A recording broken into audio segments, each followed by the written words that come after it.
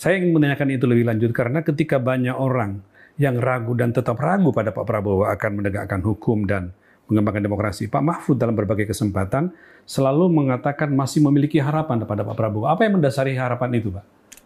Saya mendasari harapan pertama pada sistem konstitusi kita. Itu dulu, bahwa menurut konstitusi kita, presiden itu mempunyai kekuasaan di bidang eksekutif, kekuasaan yang tertinggi di bidang eksekutif, mempunyai separuh kekuasaan di bidang legislatif karena dia bersama DPR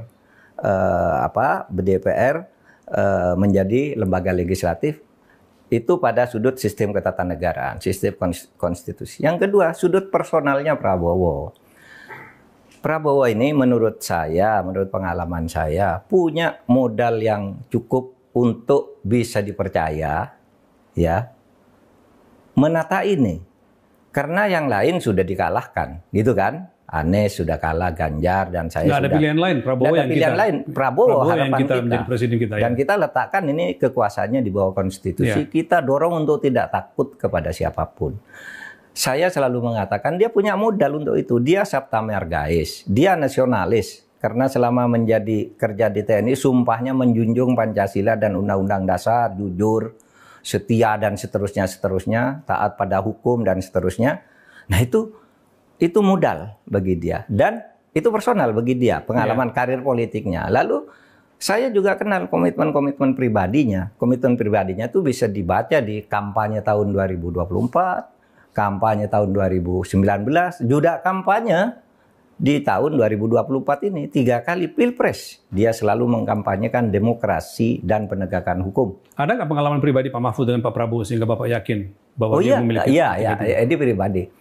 Saya tahun 2014 kan jadi ketua tim suksesnya dia. Iya, Prabowo Hatta ya. Sebelum itu saya ketemu Pak Prabowo berbicara berdua di Halim, ya. Di Bandara Halim maksudnya. Iya, sebelum diumumkan bicara.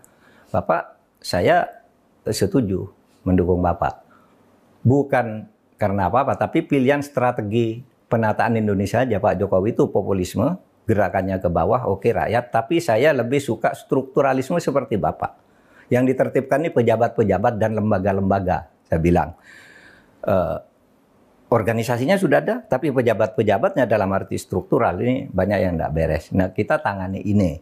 Dan kalau saya jadi tim sukses Bapak dan Bapak menang, nanti saya ingin berkiprah di bidang penegakan hukumnya. Waktu itu bayangan saya itu menata Kejaksaan Agung, bayangan saya. Oh, setuju Pak Mahfud. Tulis tanda tangan Pak Prabowo. Bahkan dia, itu di konsep yang dia buat itu, saya itu akan dijadikan menteri utama. Oh ya. Tertulis. Kalau saya bersepakat, Pak Mahfud menjadi ketua ini, saya capres. Kalau nanti menang, Pak Mahfud itu menjadi menteri utama. Saya bilang, Pak, tidak ada menteri utama. Apa Pak Mahfud?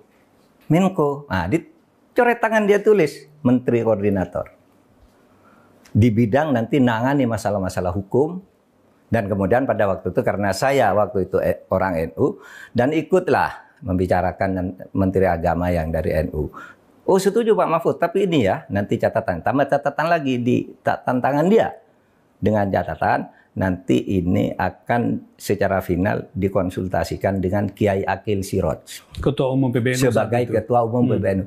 Itu tertulis, ada tanda tangannya, sampai sekarang saya simpan. Yang Suratnya tanda tangan, iya, saya tanda tangan, Pak Prabowo tanda tangan, Pak Hatta Rajasa tanda tangan. Nah, yang ngantar minta tanda tangan ke Pak Hatta Rajasa itu Pak Mas Duki. Mas Duki Badowi. Kalau saya tanda tangan di depan dia. Gitu. Nah, itu masih ada sampai sekarang. Ini adalah modal menurut saya bagi Pak Prabowo. Bahwa dia tuh punya pikiran seperti itu. Menata hukum dari sudut pejabat-pejabat yang brengsek. Tekanannya pada struktural. Saya bilang populisme bagus.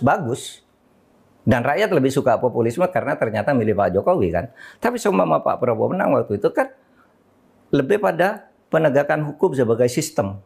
Saya punya catatan itu, tentu itu catatan yang tersimpan, nggak ada kaitannya dengan sekarang. Artinya kalau itu kita tagih sekarang nggak fair ya? Nggak fair. Itu kan karena itu dengan Pak Mahfud ya. Saya hanya katakan ada modal itu, dan kalau mau dilihat ke saya sekarang ada, saya simpan. Jadi menjadi beralasan memang Pak Mahfud mengatakan ada harapan. Ada harapan, karena waktu itu bersemangat sekali, Pak. menjunjung tinggi prinsip jurnalisme dalam setiap tayangan terbaiknya. Menghadirkan berita bernilai sebagai referensi. Gelar bicara yang tajam. Tidak, ini kan kebohongan, Dok. Mengupas fakta demi fakta dan mendorong pencarian solusi. Serta investigasi yang mengungkap kebenaran. Rosi, Satu Meja, The Forum, Sapa Indonesia Malam. Nilu, ikuti semuanya bersama Kompas TV.